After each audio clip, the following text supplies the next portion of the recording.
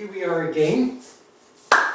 I'm creeping towards the notion of measuring angles and proportions, but I want to take a certain amount of time to get there. It's very easy to demonstrate when the time comes, I hope, but I want to show you a few precursor notions.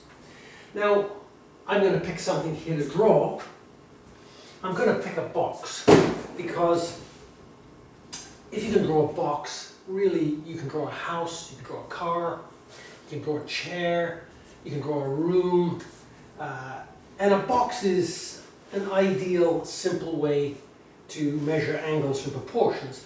I'm going to place it at a 3/4 view so that I can see both sides of the box. Before I measure angles and proportions, I want you to imagine that I was looking through this box through a window. Because if I could do, well, you know, I actually have a window. I have a piece of plexiglass. And if I put a piece of plexiglass there, behold, I am in fact looking through a window. And I will trace this box through the window at a given distance, as long as I don't move back and forth. If I trace that box on the window, I can get the perspective absolutely perfectly. In fact, I can get the proportions perfectly. I think that, as I understand it, perspective was not really understood. There's no examples of it being clearly understood prior to the Renaissance. And the Renaissance was a wonderful time for art, but it was also a wonderful time for technology. I think that during that time, glassmaking reached a point where you could have a very clear and undistorted piece of glass, like this plexiglass. And so, for the first time, people could look through a sheet of glass, even a small sheet of glass, from a fixed position, and see the world and vision it on a flat surface, like a drawing board, but see the world in perspective. And they could do exactly what I'm about to do, which is to trace the world that I see on this surface, on this plane, as it is projected onto this plane. Because in fact, what I'm seeing on this piece of plexiglass is very much a projection of what exists here, being projected. What I'm seeing here is not the same size as it actually exists. Everything is scaled down.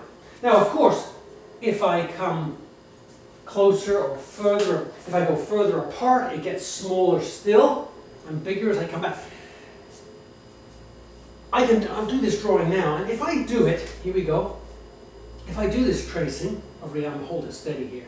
I have to stay at exactly the same distance. And this is what we have to do when we measure angles when we measure proportions particularly, but also angles, because we need to be drawing from the same point of view. So I can literally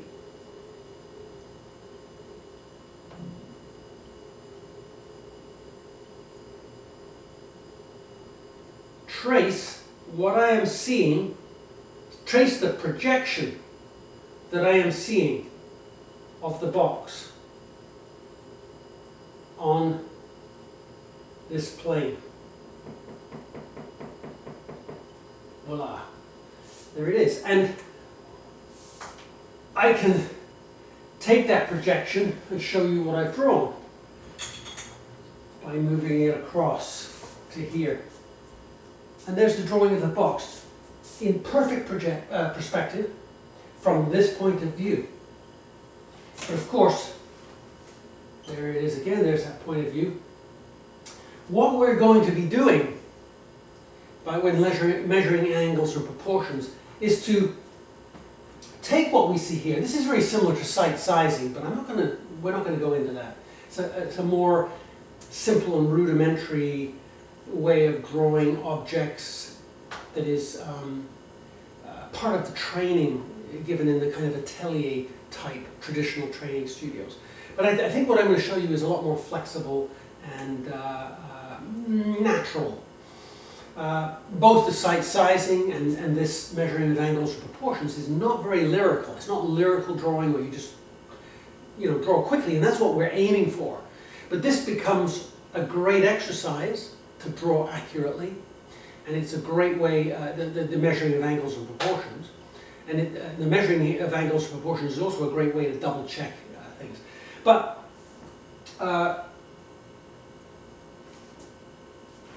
this idea of having a piece of plane here is essential for the process of measuring angles and proportions. Because even if the plexiglass is not there, go on, at some level I still want to imagine that it's there. It's actually twisted around this way. At arm's length, here's the plexiglass imagined, and here is the my drawing, all 1 arm's length away. And by doing that I can measure angles, proportions. I could actually redraw what I just drew here on the paper by simply transferring the angles across and the proportions to scale as they are on the projection across. There they are. I'm using the top of the Sharpie to observe. I'm putting it on this part of the box, and the bottom of the my thumb is moving up and down the Sharpie like so, so that I know how big this particular corner is, and then I simply transfer it across, and I will get a perfectly accurate drawing of the projection that I'm seeing on the plexiglass, much like I did by actually tracing it.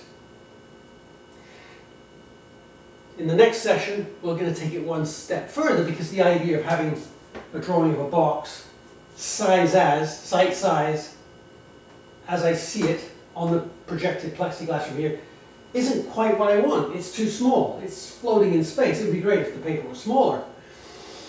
But I've got a big piece of paper to draw on. So when we do the actual measuring of angles and proportions, I'm going to show you how to scale that up so that we can fill the whole page.